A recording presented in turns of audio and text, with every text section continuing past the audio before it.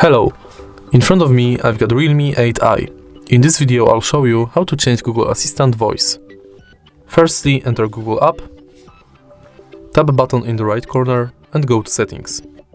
Enter Google Assistant, scroll down and enter Assistant Voice. Here we've got available voices for your Google Assistant. Here are the voices you can pick for your Google Assistant. If you like this voice and want me to keep using it, just stop here. Here are the voices you can pick for your Google Assistant. If you like this voice and want me to keep using it, just stop here. If you find this video helpful, please leave like, comment and subscribe.